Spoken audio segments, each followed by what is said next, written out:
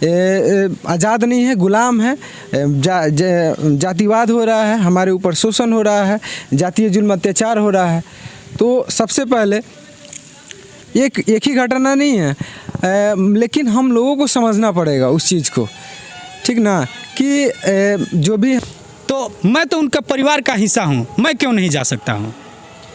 मीरा कुमार का एक ट्विटर पर ट्वीट आया है कि 100 साल पहले जो देश के प्रथम उप प्रधानमंत्री थे बाबू जगजीवन राम, उनकी बेटी है मीरा कुमार, अब जीविका नीतीश, और आप देख रहे हैं एक्टिविस्ट नीतीश। अभी हम खड़े हैं भोजपुर के शाहपुर में और हमारे साथ जुड़े हैं ये दलित चिंतक हैं और दलितों के लिए हमेशा संघर्ष करने वाले युवा नेता हैं, अजीत कांत जी हैं और ऋषिराज जी। तो आज हम बात करने के लिए आए हैं राजस्थान के जालौर में एक 8 साल के मासूम दलित बच्चे की हत्या सिर्फ इसलिए कर दी जाती है क्योंकि वह एक प्राइवेट स्कूल में, सरस्वती शिशु मंदिर करके विद्यालय का नाम था, उस स्कूल में वो एक स्वर्ण जाति के शिक्षक के घड़े से सिर्फ पानी पीता है। उस मासूम की सिर्फ गलती यह थी कि वो एक दलित था। तो इसी मुद्दे पर हम बात करने के लिए आज इनसे जुड़े हैं। तो इस मुद्दे पर आप क्या कहना चाहते हैं, क्यों इस दलित बच्चे की एक 8 साल के मासूम की हत्या कर दी जाती है सिर्फ घड़े में पानी पीने के लिए, जबकि आज़ादी की आज 75वां अमृत महोत्सव हमारे देश में मनाया जा रहा है। देखिए, सबसे पहले ये बहुत बड़ी विडंबना है कि आज हमारा देश आज़ादी का 75वां अमृत महोत्सव मना रहा है और हमारा देश आज भी, हमें लगता है कि हम आज भी गुलाम हैं। जिस तरह से आए दिन घटनाएं हो रही हैं, जैसा कि आपने कहा कि राजस्थान में जो मासूम छात्र को इतना बेरहमी से पीटा गया कि उसका इलाज के दौरान ही मौत हो गया, तो कहीं ना कहीं ये दर्शाता है कि हम आज भी आज़ाद नहीं हैं और हमारे लोगों को लगता है, दलितों को लगता है कि वो आज़ाद हैं, आज़ादी मना रहे हैं, आज़ादी का उत्सव मना रहे हैं। और जो इस देश में सत्ताधारी लोग हैं वो हमें गुमराह करने की कोशिश कर रहे हैं। तो कहने का मतलब ये है कि हमें गुमराह किया जा रहा है।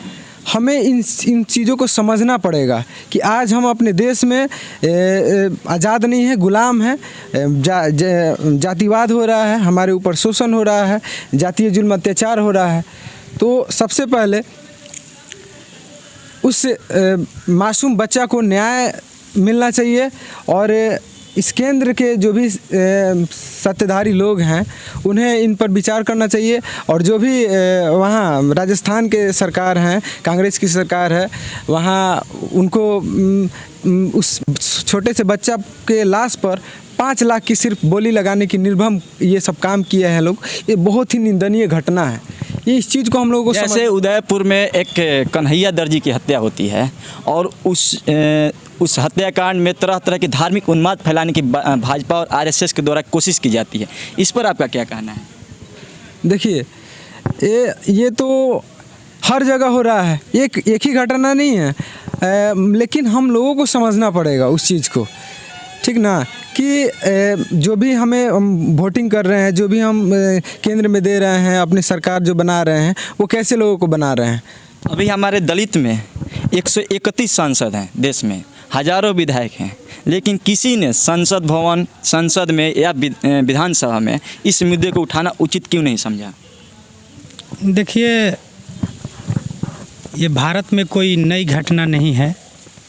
आए दिन दलितों पे जुल्म अत्याचार होते रहेगा।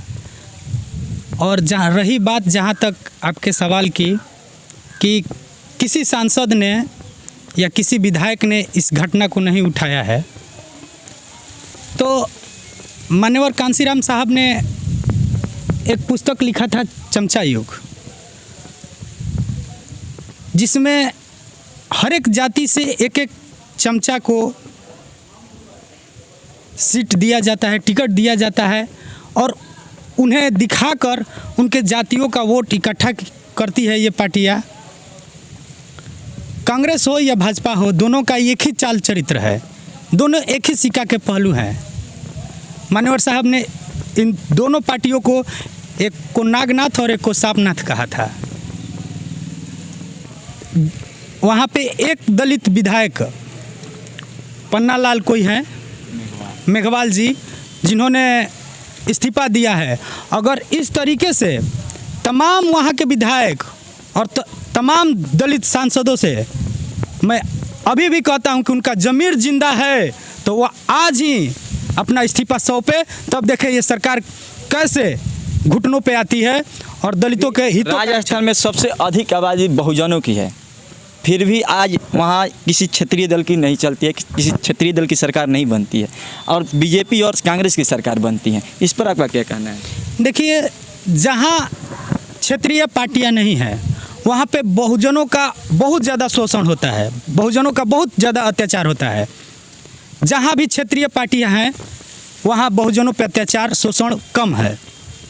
और ये दोनों पार्टियाँ, कांग्रेस हो या भाजपा हो, इन दोनों का एक ही लक्ष्य है कि क्षेत्रीय पार्टियों को समाप्त कर देना और केवल इन दोनों पार्टियों को जीवित रखना।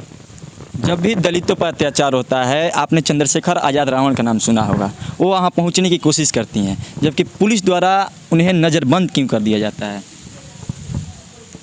ये तो इन सरकारों का खौफ है, चंद्रशेखर जी का ये खौफ है उन सरकारों से कि कहीं ना कहीं ये आएगा तो असली मुद्दे को उठाएगा और बहुजनों के हितों की रक्षा के लिए लड़ने वाले नेता चंद्रशेखर जी जब भी जाते हैं, इससे पहले भी एक बार उदयपुर में उनको डिटेन किया गया था। ये आज कोई नई घटना नहीं है, आज से पहले भी उनको डिटेन किया गया था, फिर आज वही चाल चरित्र है। चंद्रशेखर जी का मैं बयान सुना, उन्होंने कहा है कि जब विपक्ष के सारे लोग जा सकते हैं, सत्ताधारी पार्टी के सारे लोग जा सकते हैं, तो मैं तो उनका परिवार का हिस्सा हूं, मैं क्यों नहीं जा सकता हूं। मीरा कुमार का एक ट्विटर पर ट्वीट आया है कि 100 साल पहले जो देश के प्रथम उप प्रधानमंत्री थे बाबू जगजीवन राम, उनकी बेटी है मीरा कुमार, अब जीवित की हैं, उनका ट्वीट आया है कि 100 साल पहले जिस प्रकार से बाबू जगजीवन राम के साथ एक विद्यालय में घड़े के पानी को लेकर छुआछूत किया गया था, 100 साल के बाद ऐसी घटना पुनः देखने को मिल रही है। देखिए, ये सिर्फ जगजीवन राम के साथ ही नहीं हुआ था, उससे पहले भी हमारे जो रहबर हैं, हमारे मसीहा हैं डॉक्टर भीमराव अंबेडकर, उनके साथ भी हुआ था। उन्हें भी घड़ा का पानी नहीं छूने दिया गया था, वो भी क्लास के बाहर बैठकर पढ़े थे, उन्हें भी क्लास के अंदर तक बैठने नहीं दिया गया था। तो कहने का मतलब ये जातिवाद ये सदियों से चला आ रहा है। और लेकिन बाबा साहब के साथ जो घटना घटी थी वो तो जब वो उस समय की बात थी जब इस देश में संविधान लागू नहीं था। ये जब मनुस्मृति के हिसाब से लोग चलते थे, मनुस्मृति को मानते थे।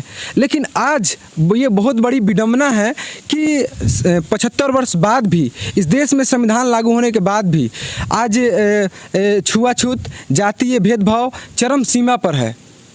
ये बहुत बड़ी विडंबना है और हम बहुजनों को इसको मिलकर संघर्ष करना होगा और इस चीज़ को समझना होगा। जातिवादी मानसिकता की जो भी सोच रखते हैं वैसे लोगों को हमें वोट सपोर्ट या फिर किसी भी तरह से उनका विरोध करना है, उनका वोट सपोर्ट नहीं करना है। अगर किसी ब्राह्मण के लड़के के साथ या स्वर्ण जाति के लड़के के साथ ऐसा हुआ होता तो जो तथाकथित हिंदू लोग हैं उनका खून खौल जाता है। इस पर आपका क्या कहना है?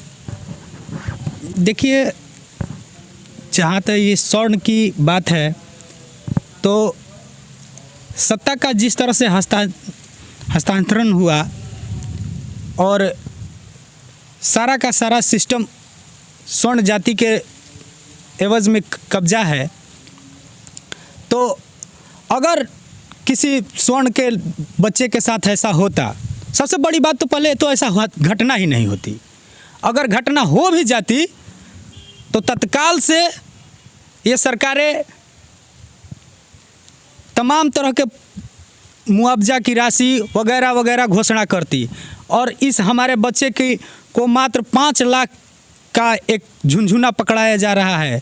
जैसे कन्हैयालाल दर्जी को यही सरकार, यही गहलोत की सरकार ने 50 लाख मुआवजा और 2 सरकारी नौकरी दी है, लेकिन इस बच्चे के मुआवजे के एवज में मात्र 5 लाख और सरकारी नौकरी का कोई प्रावधान का कोई व्यवस्था नहीं कर रही है। ये बहुत दुखद घटना है। मैं अभी केंद्र सरकार से ये और अपने बहुजन समाज से ये मांग करता हूं कि आप लोग जल्द से जल्द अपने पैरों